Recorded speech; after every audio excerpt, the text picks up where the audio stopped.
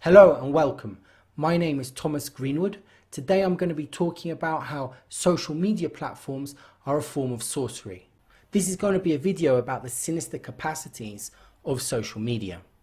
I will explain that social media is a type of sorcery and, in my opinion, how it affects us and why. What is magic?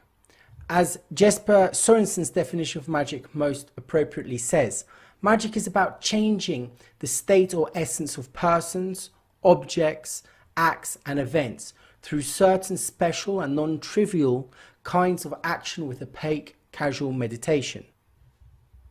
The matrix is what is behind reality. It's sort of the code and the mathematics that holds it up. If you can access the matrix, the code that underlines our reality, and you have knowledge and wisdom to understand how to influence and manipulate those codes, then you can bring about change in reality, and that's going to be called magic. Change can occur with or without permission. There are different types of magic. There's white magic, grey magic, black magic, red magic. At the end of the day, it's all about bringing about change. Black magic usually is when you go and want change to occur for your will. What you will, you make happen through a series of actions. White magic's very much different. It's like prayer or meditation. It's when you ask permission for the greater consciousness to bring about change. Because the world has a natural way about it, and if you start to interfere in the natural course of events, you can get karma. You sort of jilt life out of its normal routine, out of its process, and then life has to realign itself. And when it realigns itself, there can be blowback and comeback on you because you're the one that put it out of line. However, when you do meditation and prayer, you're asking the consciousness to appease a situation, or you put forward a petition asking for change to occur, but you're doing it with permission and with alignment of greater energies and greater consciousness. So therefore you're not affecting anything. Those things will change in accordance to the wishes and whims of God. Because most people don't understand the matrix, they don't believe it exists, they think it's just a film, or they think it's a load of conspiracy theorists running around losing their heads. When those changes actually do happen, because it's so outside of their perception of reality, they therefore can't really understand how it's happened, and therefore they coin the situation magic or magical. In the past, science and magic were related. It was only up until the 16th, 17th century that magic or mysticism and science separated. This was mainly due to the Catholic Church interfering and meddling in science. The Catholic Church wanted science to prove its own ideas about the world. One of those ideas was that the Earth was the centre of the universe and all the planets and the sun went around it, to show the importance of God's creation. And when scientists didn't agree with the perceptions and the ideas of the Catholic Church, they got into huge amounts of trouble, like Galileo, who was called in front of a council. Those original scientists were called alchemists, and they had a scientific nature and a spiritual or mystical nature, which they could combine together. Whether or not you believe that alchemy is true, it provided the bedrock of modern day science. Most of the great inventions and great understandings about science actually came from the alchemists. It's very difficult to sideline the alchemists as a group of people that aren't very important, because they in fact played a very important role in the definition and formulation of science as we know it today. And science is something which is very mystical. If you look at physics, for instance, physics has a very mystical nature about it. If you split an atom in two and you send those atoms off into two different directions, somehow they've got a telepathic connection. So if one half of the atom goes a million miles in one direction and the other half of the atom goes a million miles in the other direction, if you stop one of those atoms, what will happen is the other atom will stop at the same time. I put forward the idea that the cell phone is a type of magical instrument. And I think that social media is a type of magic as well, because it can wield spells over us. We become addicted to Facebook. It can make us change and do things. If you look at the idea of a magician, the people think that magicians somehow have some sort of power over humans. They can make a human change his or her will to the will of the magician. And if you look at Facebook and other social media, it seems that that technology does exactly to us what we blamed great sorcerers in the past or in fantasy books of being capable of doing at the same time. In effect, if social media is the product of an engineer or an architect, that engineer or architect becomes the sorcerer. Social media and the internet have codes within them, much like spells. And within those codes, there are a lot of other hidden intentions. For instance, Facebook is seen as a platform to communicate with other people. But if you look at the algorithms and the codes within Facebook, it's actually there to make you addicted to the platform so that when ads are shown to you, Facebook can get money from those ads. The platforms that we use have codes embedded within them that makes us addicted to the platform. The reason they want us to be addicted to the platform is because it can then make social media money through advertising. Doing this also changes our perception of the world. The advertising is sending us data that influences our ideas very subtly.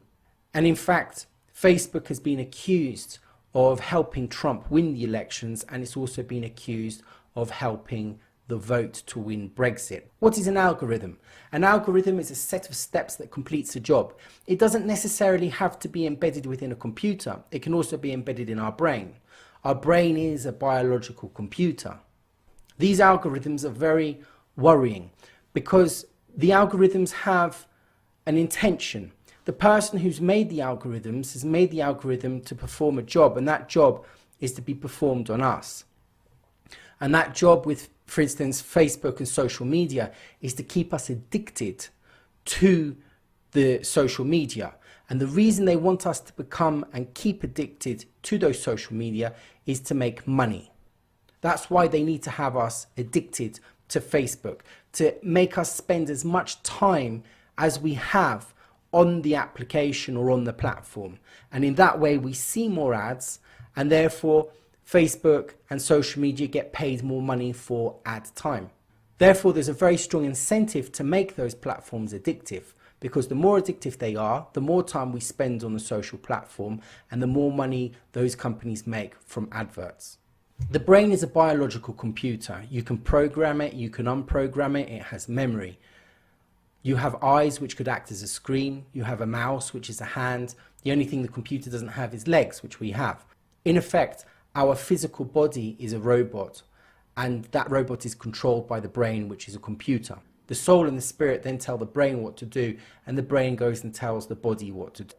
The brain becomes an interface between the spiritual world and the physical world. The body is an avatar suit whereby the spirit is able to perform functions and feel and to experience physicality.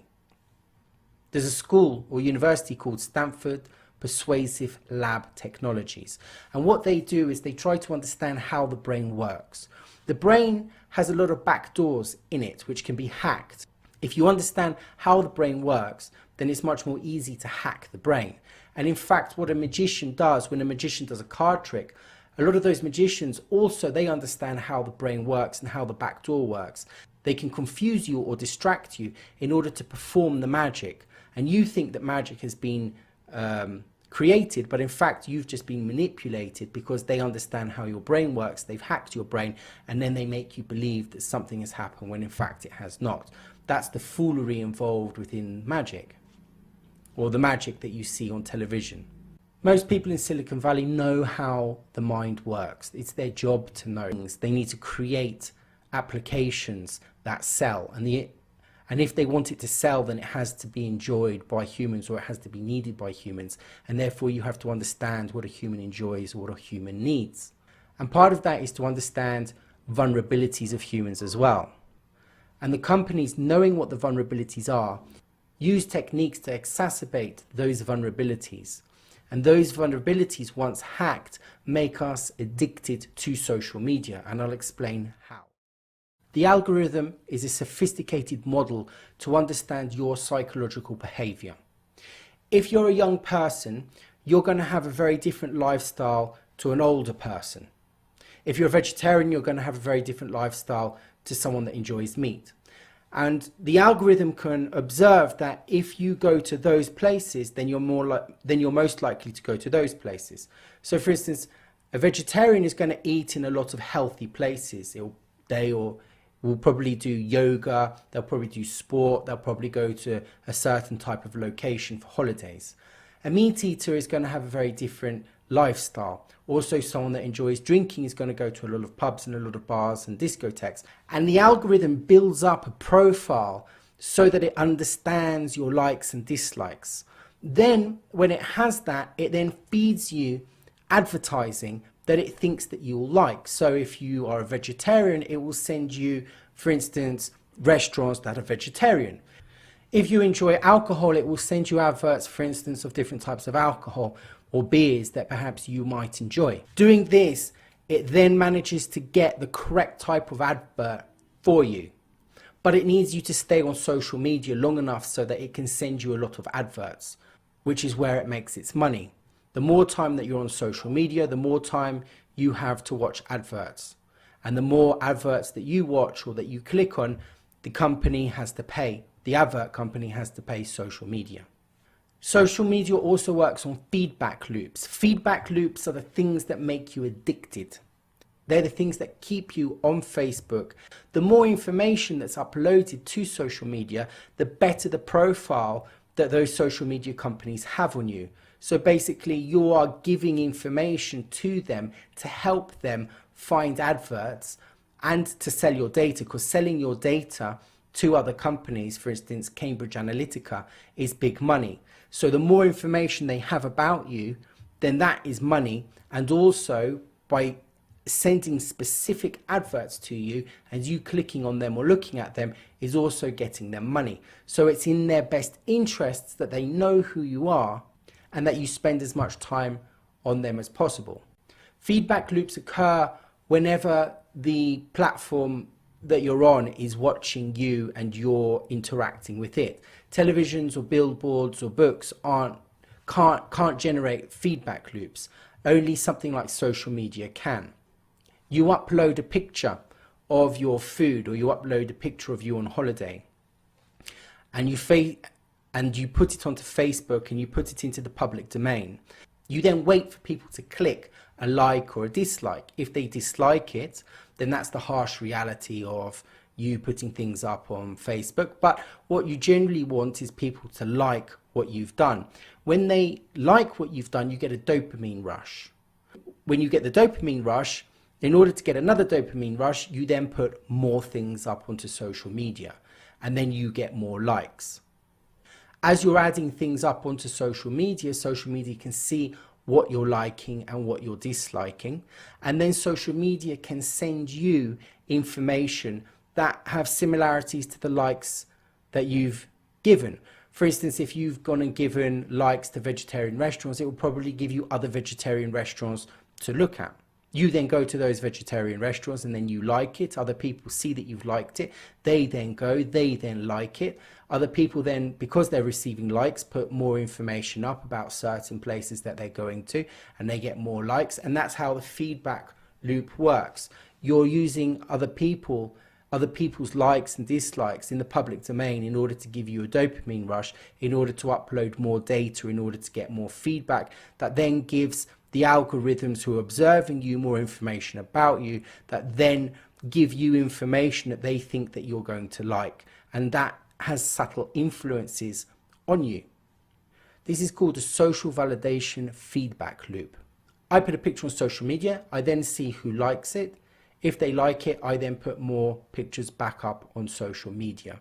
And this gives me a full sense of who likes me and who doesn't. It gives me a full sense of reality, which is one of the objectives of social media. It's to change the perception, the reality that we know into, and make us addicted to a more digital reality.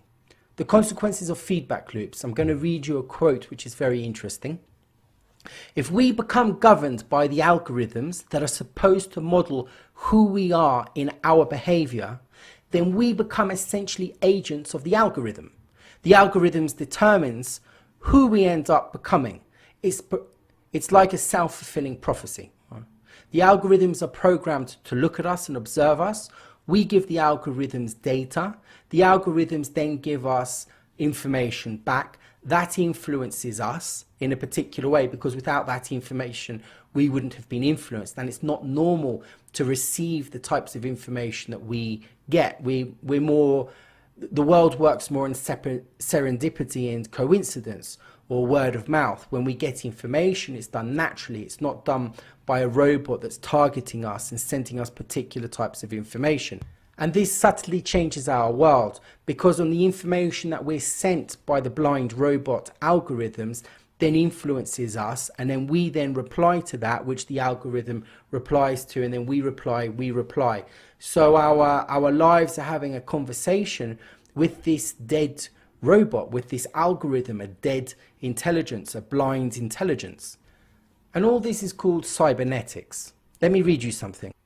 When you throw a ball into a basket and fail, the next time you'll try, you'll be more accurate. And you'll be even more accurate each time that you keep trying. And you'll be more accurate each time you keep trying. Because there is a loop in your feedback. Your results are communicating to you how you can improve. So you'll start to regulate your output to obtain the expected results. This is called control, and that is cybernetics. Feedback loops are a form of cybernetics. Cybernetics is neither good nor bad, and it has different faces. The first one, to control us and to bring us into a false reality using feedback loops. The second has a potential as a multifaceted pathway for life-sustaining connections, resonance, healing, requisite variations, and transformative change. There are different types of realities. I think that we are currently in the third type of reality. In the old reality, it was a natural reality. It was where humans had a relationship and could communicate with the earth. They had a psychic ability, I think, to be able to talk, or at least to be able to somehow on some level communicate with plants. I think that something fractured that union between humans and nature. There was some sort of psychic trauma that triggered a split in the brain. That I think that humans were very psychic at one point, very intuitive. And then because of something that happened, it seems about 6,000 years ago, they had to start thinking. They had to think about time. They had to think about tomorrow instead of seeing time as not something important. They also had to develop technology, because if you're living within nature and nature isn't giving you those things that you need, then you obviously need to change your lifestyle through adaptation in order to survive. And if part of that survival requires the brain to change and an intellect to develop, and the intellect seems to have developed without the psychic ability. In fact, the intellect seems to sometimes suppress the psychic ability and the intuitive abilities that allow us to have this relationship and to commune with nature.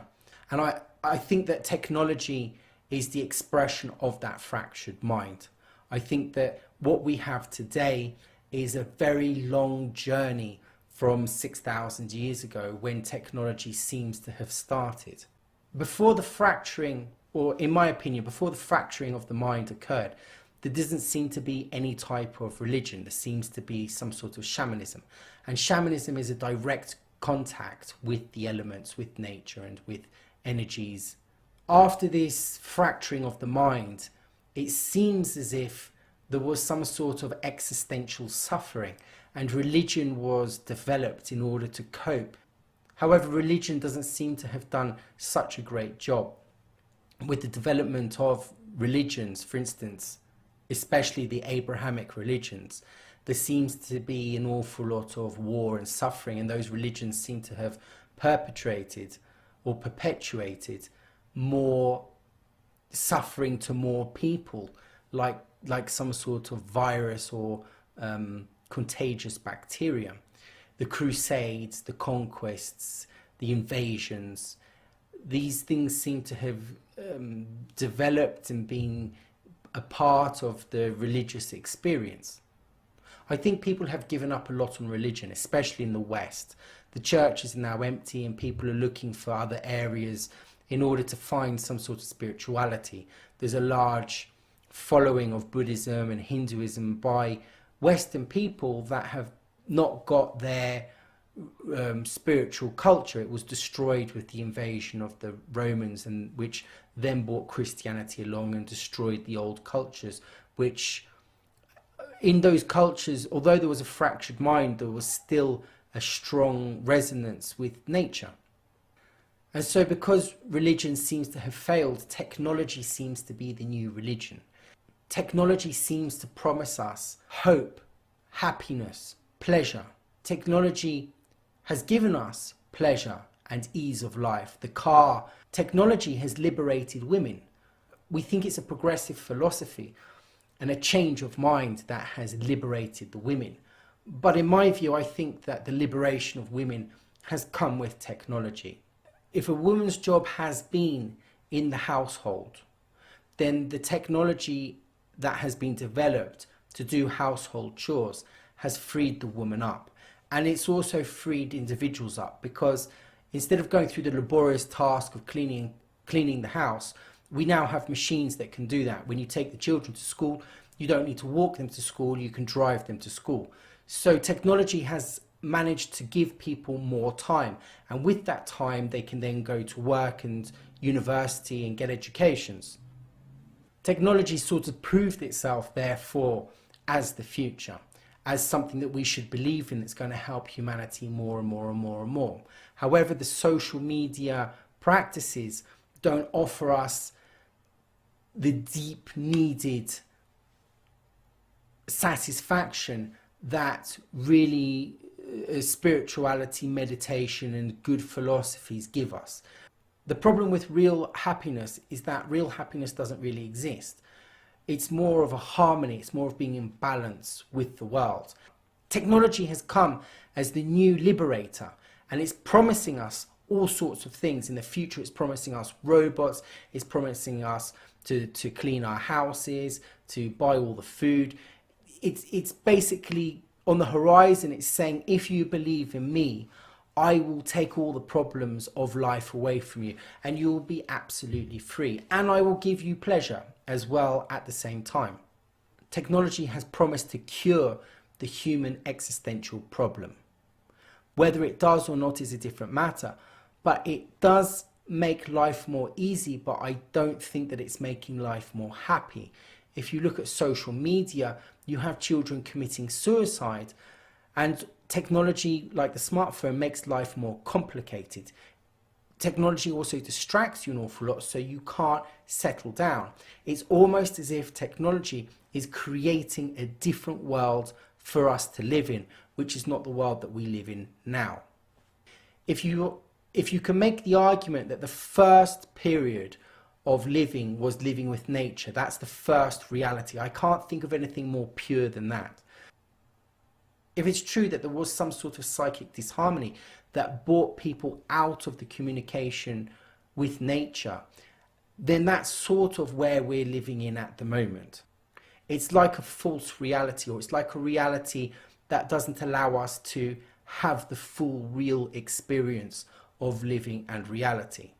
Our minds have been convoluted with religion, which have changed the perception of the world. Religions have an agenda, and they want humans to be part of that agenda. That agenda is sold as a form of living to humans that will make them more happy and in harmony with life. But whether or not those beliefs and ideas that they're giving and selling to humans actually do that is a different question. Technology is doing something completely different. It's building a different world. It's already a world in itself. It's a cyber world. And we want to enter into this cyber world, but we need to change our brains to do it. Or the cyber world that's been created has a set of rules by the architects, or a personality set up by the architects, which ask us to change the way that we think in order to enter into this cybernetic world or cyber world. For instance, if you want to be on Facebook and Twitter, You really need to have your brain reprogrammed. When you go onto the Facebook and Twitter, it is actually programming your mind. And the children today, they can't focus for long periods of time. If you ask them to read a book or you ask them to analyze and understand something with profundity, they can't do it. They can look at lots of information superficially at the same time, but they can't concentrate on one piece of information for a long period of time, and that stops development. In a sense, if, for instance, Jesus was to recapitulate what Adam had failed to do, then technology is recapitulating what religion has failed to do. It's giving us the answers that religion failed in. I think that religion was also part of the greater plan. I think it was to prepare the mind, or it was to create disharmony or upset or disappointment so that humans would look for the new idea or the second coming or the third coming. Technology is that third coming. If you don't believe in what religion has given you, you're going to be more open and receptive to accepting something which promises to give you something that you believe that you need. In effect, we are witnessing the birth of a cyber world. It's a world that's being created in our world. Technology is creating a false reality. And for us to stay in this false reality, we need to become addicted to it. And so there are various different tools and methods that have been embedded into the codes purposely by the people that have created it. It's not something that's happened accidentally. It's happened on purpose, and it's happened because they need it to happen to generate money. So a false reality is being built onto the reality that we have. In order to sustain that reality, it needs to be addictive. And that's done with punishment and like. If something's good, you get a like, you get a symbol. And magic works a lot on symbols as well. The moment you see a symbol, you're going to get a dopamine rush. A little thumb means a dopamine rush. That's the linking that's created between your brain and the computer via a symbol, or if you like, a sigil. Those are magical things. How can a picture activate chemicals in your brain to make you happy that then make you addicted? That is magical. That is something very odd and very strange. Technology has this mesmeric spell over us, which is embedded into the codes in the algorithms in order to put its claws into us, really, and to create a spell like Sleeping Beauty. Sleeping Beauty fell asleep. We're all falling asleep with the spells that are embedded into the codes by those architects in order to keep the advertisers happy and for the platforms, the social media platforms, to generate money. And we are entering into a false cybernetic dreamlike reality. This cyber reality has a very strange relationship with our reality, our physical reality. In the cybernetic reality, in the cyber reality, you can see a picture which is a false copy of a real object. The cyber reality can change something from physical to not physical, maybe metaphysical, back to physical again, like sublimation.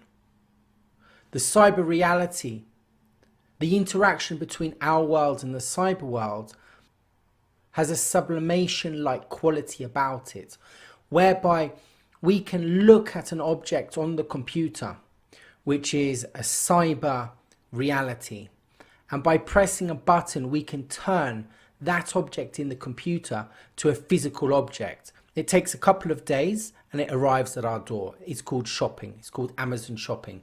There's a real product in a space. It gets then turned into a product in cyberspace, which isn't really real. It's more of an illusion. And then when we want that product, we can then manifest it physically in our reality by pushing a button. And there's a transfer of energy, which is called money, which goes should go from something physical to something. And then there's a transfer of money, which is electronic, which is cyber as well. The world that we're working in, the reality, the physical reality, is being helped by a cyber reality. So I'm going to talk about changes and manipulation in the social media and the feedback loops. As I said, the algorithms subtly change you as they watch you. And they send changes in your media feed, for instance in Facebook, that are calculated to adjust you slightly for advertisers. Your media feed is having information. You are being targeted by the algorithms in your media feed to change slightly, to be more receptive for advertisers. The moment you click onto the advertising, the advertisers send Facebook money. And by creating addictions for you in Facebook, you're more likely to stay on to the feed longer, and therefore you'll be open to receiving more forms of publicity and advertising, which will create more money. Everyone today is now under the influence of behavior modification. There's surveillance everywhere, which is surveying us. And this causes an effect in us as humans, because it's not natural to have this big eye watching us, big brother constantly breathing down our neck. And it's made people depressed, especially the teenagers. There's much higher rates in suicide. There's more teenagers on drugs, Ritalin, amphetamines, antidepressants, uppers, downers. We're becoming a drug-filled society. And it changes our perception of the world, being sent data all the time, these algorithms sending us data. We don't get a balanced view of the world. In the past, we'd walk in the street and we'd meet people, we'd read the newspapers. There'd be a more balanced view of the world. We'd meet people and friends, and in the past we were more sociable. Now we spend so much time on our telephones and the computers. Our friends, even when we meet our friends, it's on Facebook. And then we're being targeted while we meet our friends by ads which have been specifically modified for us to change our behavior. And the perception that we have of the world is changed. We no longer really understand what the world is or what to think. Is Russia interfering in elections? Is Russia twisting votes? Is every man a paedophile? Is feminism destroying the world? It's difficult to understand where the world is. It's a crazy world. And what I'm saying isn't anything new. In fact, the founders and the president, or the former president of Facebook, they've all clearly stated, they've come out and they've stated that they embed addictive qualities into the platforms in order to get people to stay on the platforms longer. The unintended consequences of a network when it grows to 1 billion or 2 billion people, and it literally changes your relationship with society, with each other, with it probably interferes with productivity in weird ways. God only knows what it's doing to our children's brains. If the thought process that went into building these applications, Facebook being the first of them to really understand it, that thought process was all about how do we consume as much of your time and conscious attention as possible. And that means that we need to sort of give you a little dopamine hit every once in a while because someone liked or commented on a photo or a post or whatever. And that's going to get you to contribute more content, and that's going to get you, more likes and comments. I mean, it's a social validation feedback loop that it's like it's exactly the kind of thing that a hacker like myself would come up with, because you're exploiting a vulnerability in human psychology. And I think that the inventors, creators, and it's me, it's Mark, it's the Kevin Systrom at Instagram, it's all of these people, understood this consciously, and we did it anyway. And this is a type of stealth addiction. The whole matrix at the moment that we're involved in, it's a form of stealth. It's not looking at us in the face, and it's not something that we can look in the face. We can't touch it. It's not tangible. It's occulted. It's dark. It's mystical. It's untouchable. Yet it affects us all the time. It's like the sun rays giving us a suntan. We can't touch it. We can't stop it. They just change us. And we're being hooked into the rewards and punishment scheme of things. So we're being played with the hook. If we get likes, we're being rewarded. If people don't like what we say, then we're getting punished. And it's playing on those vulnerabilities that have psychological repercussions for us. And those punishment and reward tactics are leveraging change in our psyches. And that is creating new ways of thinking. We're getting hooked to schemes of rewards and punishments. And that is creating changes in us. It's changing who we are. It's changing the way our brains think. It's changing the perception of the world, and it's changing society. And it's actually causing a breakdown in society, a breakdown in friendships, a breakdown in communication. These platforms are modifying and changing society without us knowing it, without us understanding what's going on. And so who are all these really bad guys? Is there some large conspiracy theory?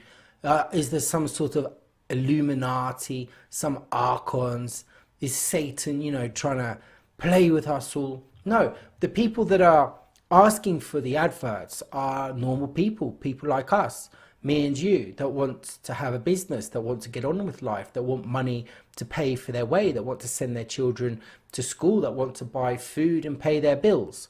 Those people that have small companies or people that have big companies, they pay Facebook to show their ads. And so Facebook then gets those ads and it sends it to us depending on the character of the ads and depending on the profiles that they have of us. And because Facebook is a free platform, it needs to sustain itself somehow. And the only way to sustain itself and to be free for us, the consumer, is to have advertising. One of the changes that's been caused in the human is the change from value to impulses. People don't have as strong values. What they do is they react to things on impulses, which is caused by the dopamine when you get a thumbs up reaction. This creates false popularity. People that don't have a high level of self-confidence are therefore going to keep trying to be popular by putting things onto the system in order to get those dopamine rushes. And if you think that, intelligent people aren't going to be doing this, the people from Stanford or Ivy League universities, Oxford and Cambridge, the most intelligent people in the world, they're all culpable and guilty of doing the same thing. Gambling is an addiction. It doesn't depend on intelligence. In fact, I'd probably say that a lot of very intelligent people gamble. They take gambles. I know that people that have ADD and ADHD, those people, they normally have a higher IQ than the normal population. The normal IQ of the population, I think, is about 100. There is a much higher likelihood of people with ADHD and ADD to have tendencies to become addictive to things, because some of them have obsessive personality disorders, and these disorders seem to be linked together sometimes. And the social platforms need you to be on them for as long as possible. Their aim is to hypnotize you with all of the feeds and the things that create addiction to keep you attracted there. Once in a while, maybe you post a comment, and when you post a comment, you get a dopamine rush. But in order for other people to see what you're putting up onto the social platforms, those things need to be publicized by those platforms. And so the platforms have special strategies so that you don't get a load of likes back in one go. The likes come to you more slowly, but over a period of time. If you have likes coming to you over a period of time, which is basically little dopamine hits, if you're on social media over longer periods of time, like a month or 2 months, looking at the likes that you're getting, you're more likely to reply and to put more things up than if you just get a load of hits at one time. So there's a special strategy to keep you on the social media for extended periods. And going back to the people that actually run the companies, one of them is called Mr. Parker. Parker, who I believe was the president of Facebook up until recently, I think he joined Facebook a year after Facebook opened. Parker isn't the only tech figure to express disillusionment and worry by what they helped create. Tristan Harris, a former employee of Google, has been outspoken in his criticism of how tech companies' products hijack users' minds. The whole company is channeled. The whole company is channeled to exploit human vulnerabilities. In the Guardian newspaper in the UK, the people who run Facebook and Google are good people, whose well-intentioned strategies have led to horrific unintended consequences. The problem is that there is nothing the companies can do to address the harm unless they abandon the current advertising models. You might be asking yourself, what's this got to do with magic? What's this got to do with the occult? What's this got to do with mysticism? There is magic that came out recently by Oscar something or other, I can't remember. And he developed something called chaos magic. And chaos magic goes very well with technology. I think Timothy Leary and some of the beat poets and that generation of the 70s, they meddled with chaos magic. They managed to combine chaos magic and technology together. They did some ceremonies involving computers and mice and keyboards that sort of mimicked ceremonial magic. Well, magic has a reputation for enchanting people and then putting them under a spell and making them do things that they wouldn't normally do. And social media is doing the same thing. It's mesmeric. It creates addiction, and through that addiction, it changes who you are and changes the society in general as well. These technologies aren't attacking society, they're attacking the people that create the society. Because so many people have social media, it's very easy to make changes, large changes in society very quickly. How old is Facebook? Within 10 years of Facebook or 15 years of Facebook, it's managed to make huge social changes. These behaviors that you're manifesting, these aren't your real behaviors. These are behaviors that have been programmed into you through a mind hack which has been explicitly done from the architects in the social media firms, using algorithms that have knowledge how the brain and how human behavior works. And then they open the back of the brain and they start to make changes in the neural programming of your brain. And they make those changes through the rewards and punishment system, which is basically very much like a slot machine. And I want to talk a little bit about this false reality that we're creating with the help of the cyber world. The Great Spirit made us, and we submit ourselves to the Great Spirit. And the Great Spirit, he animated the world. Animation is to do with the word soul. In Latin, animate means soul. So an animal is a soul. The Creator animated life. Everything here is life. God, or the Great Spirit, is in everything. Everything is a part of him. He is ubiquitous in all matter. For some reason, we find it difficult to identify with creation. We have been ostracized, it seems, from creation. We can't communicate with nature anymore. We can't see nature for what it is.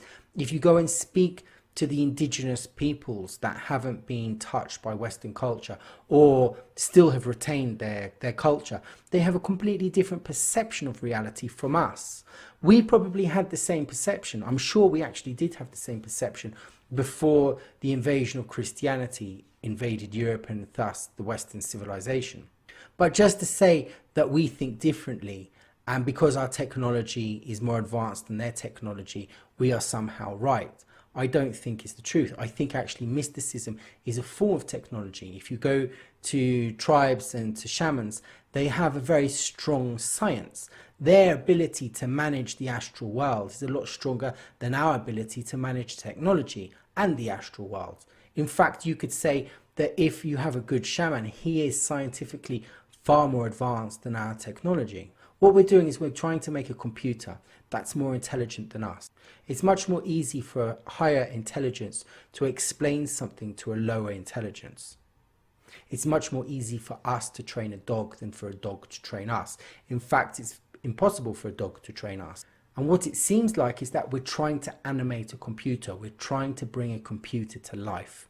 We're trying to give it a soul.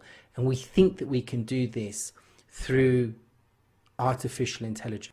If we could somehow create a computer that was more intelligent than us, perhaps it would solve all of the world's problems. We could get the computer to write an algorithm in order to program itself, in order to figure out everything that's gone wrong, and to give us a system that would work, and perhaps to control us, or some ideas for us to live by in order to better humanity. I think humanity already has the capacity to find those answers, but our brains have been subverted to work against ourselves, which means that we don't have faith in what we're doing.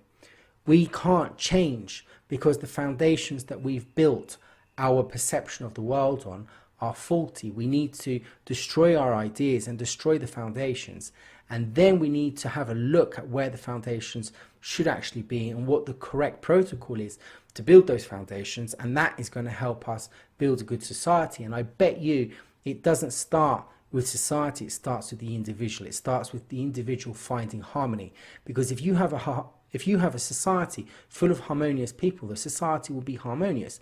If you have a society full of unharmonious people, the society will be unharmonious. I don't think the solution can be found in a computer creating a system for us to live in. I think that the solution lies in humans going back to spirituality, reprogramming the mind, and finding a harmony that suits them so that they can live in peace, and that peace will be magnified throughout the society. It's much like having a load of musical instruments all playing different notes. Somehow you think that you can create an algorithm that can put in order all of these notes for them to play in harmony.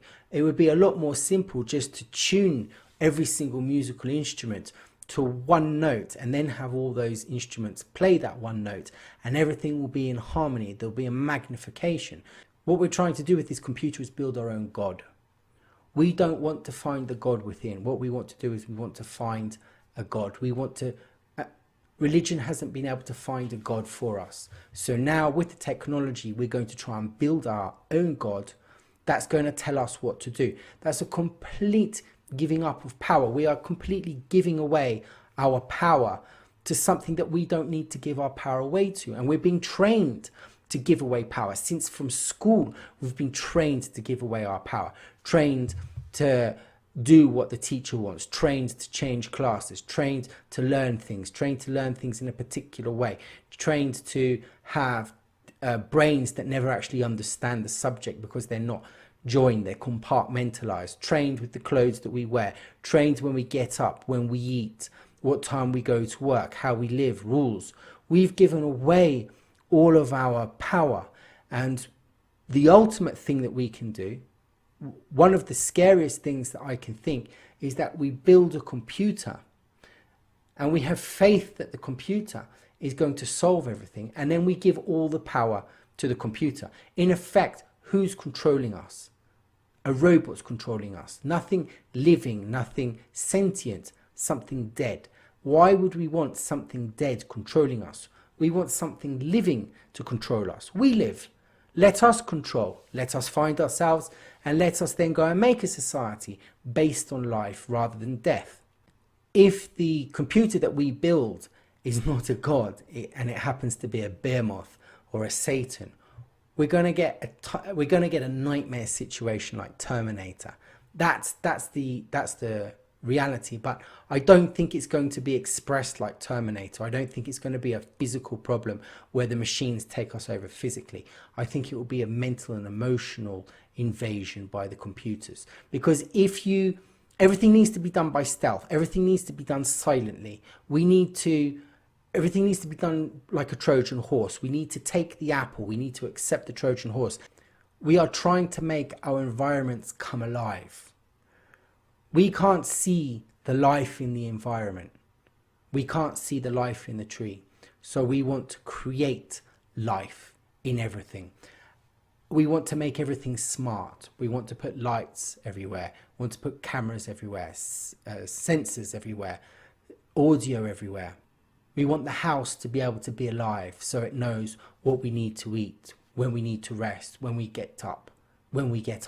We need a fridge to be smart so that it tells us what we need to eat, and it orders from the supermarket without us having to go to the supermarket. We need a car that's alive that drives us to work without driving. We need a phone that's alive that does things without us asking. We are trying to create a false reality, and we're trying to bring it to life with smart technology. If animism is real, animism being that everything has a spirit and soul in it, then we want to create a false reality by creating an entire world that is smart. And therefore we are in the process of making a fake reality the main reality. Hello, and thank you for watching my video. If you would like to leave comments down below, please do so. Alternatively, if you like the video, you can press the thumbs up button and give me a dopamine hit, or you can press the red button that says subscribe and give me 2 dopamine hits. Thank you very much. Have a nice day. Thank you.